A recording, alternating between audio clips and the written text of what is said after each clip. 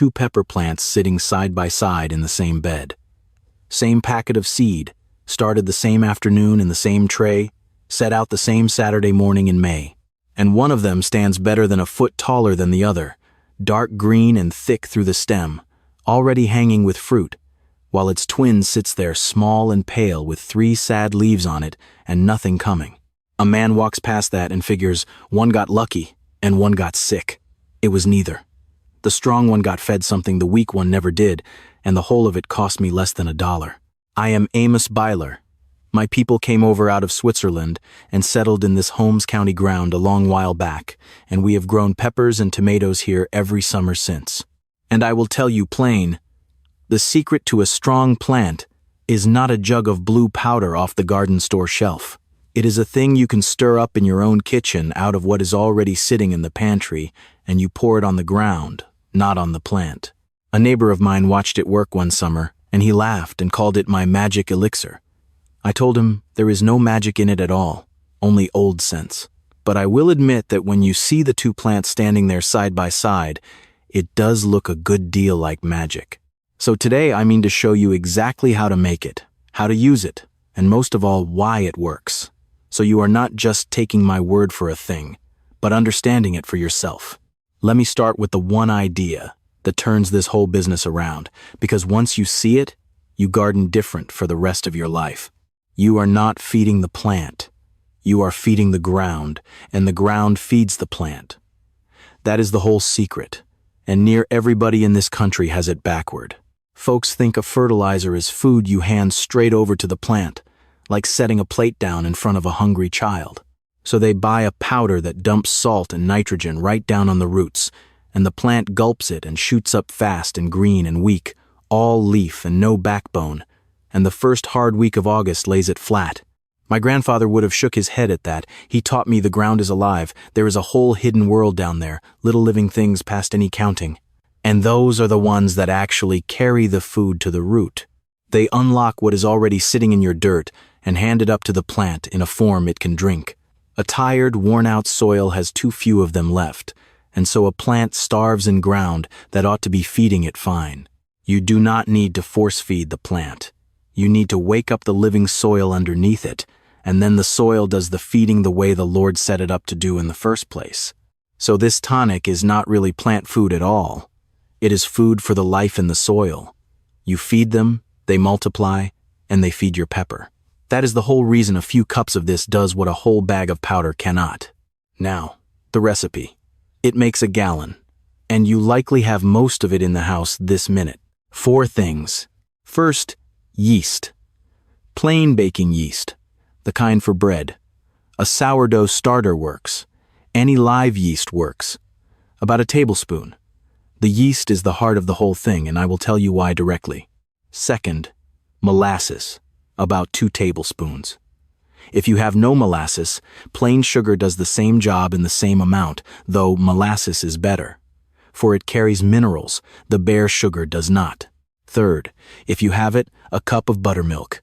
This one is not strictly needful, so do not fret if there is none in the icebox, but it earns its keep, and I will tell you how. And fourth, 1 teaspoon of baking soda. No more than that. That 1 small spoon matters, and too much of it undoes the whole thing. And the water. 1 gallon of it, and the water matters a great deal more than folks reckon. You want it lukewarm, blood warm, about the warmth of bath water, not hot. Hot water kills the yeast dead before it ever gets started, and then you have a jug of sweet water and nothing else. And it has to be clean water with no chlorine in it.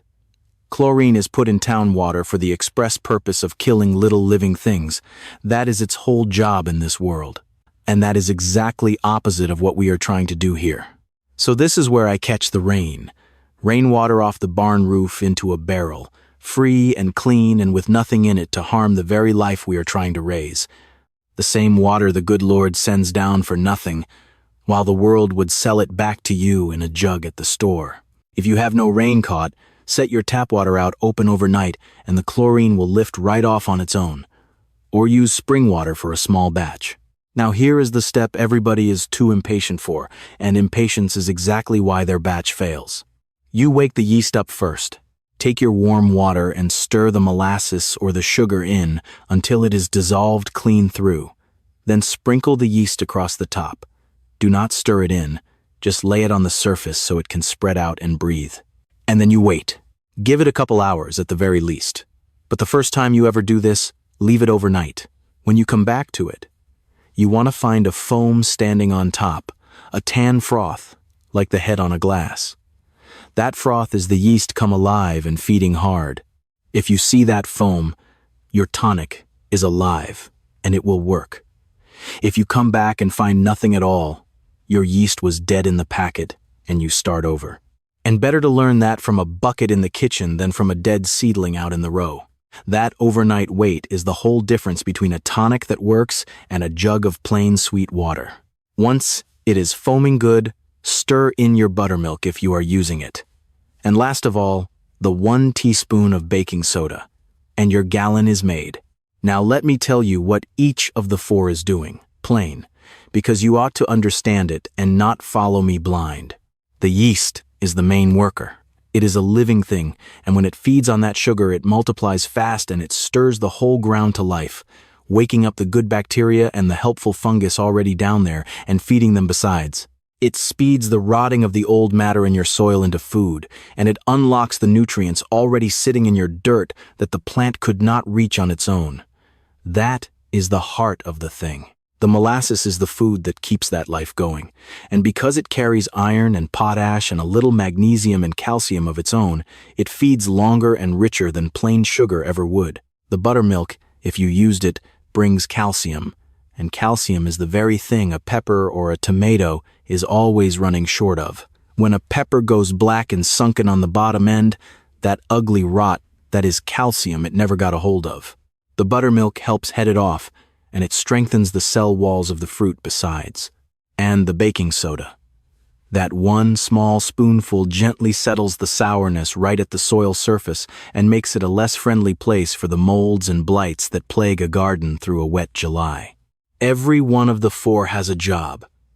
Not a one of them is in there by accident. Now, how to use it.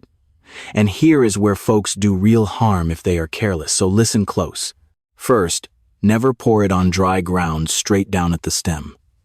Water your garden light first, plain water, so the dirt is damp. Pouring a strong living brew onto bone-dry roots will shock them. Damp the ground first, always. Second, you pour it on the soil around the plant, not on the leaves, and not right up against the stem, out a few inches from the stem, in a ring, where the feeding roots are reaching. That way the life grows out into the soil and the roots grow toward it. On the leaves it does no good at all, and can invite trouble besides. Third, and this is the one a man's pride trips him on, do not overdo it. You will be tempted. You will get to thinking that if 1 spoon of yeast is good, then 3 must be better, and you will pour it on heavy, hoping to double the magic. Do not. Too much, and you throw the whole soil out of balance. The microbes crowd and compete against each other, and you end up with a plant that is all leaf and no fruit, big and bushy and handsome and giving you nothing to eat. The old measure is the right measure. For a seedling, just a few drops near each one, twice a week. For a young plant in a pot, a 1/4 cup. For a grown plant out in the ground, up to a full cup, once or twice a week, and no more than that. You still water normal the rest of the time. This is a tonic. It is not the drink. Do that, and over the next few weeks you will watch it happen. Greener leaves first, inside of a week or so. Then, thicker stems and more branching out. Then the flowers come, and the flowers are the peppers coming. I will not stand here and promise you some exact number that your plant will triple by Tuesday, because every garden and every patch of dirt is its own thing. And any man who promises you a miracle by the calendar is selling something. But I will tell you plain, feed the soil this way, and your plants come on stronger, and bear better than the ones you left to fend for themselves. And once you have seen the 2 of them standing side by side, you will not go back to the old hungry way. And it works the same for your tomatoes, your cucumbers, your squash, the whole garden, not peppers only. Now let me tell you who profits from your not knowing that a tablespoon of yeast would have done it. Not to rile you up, only so you see the shape of the thing. Because once you see it, you cannot unsee it. There is no money in yeast and molasses and caught rainwater. None at all. You already own them. But there is a great deal of money in a bag of blue powder with a picture of a giant tomato on the front, sold to you fresh every single spring, season upon season. And here is the part that ought to make a man think. That fast, salty powder feeds the plant direct and goes right around the soil life. And over enough years, it can leave your ground deader than it found it. More lifeless. More dependent. So you have to buy more powder next year to make up for what it took out of you the year before. A tonic that builds your soil richer every season makes you need less help as the years go by. A powder that feeds the plant and starves the ground makes you need more. One of those two is a far better business, and it is not the one that helps your garden. I am not telling you a man schemed this out in a back room somewhere. Nobody had to. It is worse than a scheme, because it is a system nobody had to coordinate at all. It simply pays better to sell a plant food that leaves the ground hungry than it does to teach a man to feed his soil for free. So there is the whole of it. Wake live yeast in warm, clean, caught rainwater with a little molasses. Give it the night to foam up. Stir in buttermilk for the calcium and 1 small spoon of baking soda. Damp the ground first. Pour it in a ring around the plant and never on the stem, and hold yourself to the small, honest dose. Feed the soil and let the soil feed the plant the way the ground was made to work.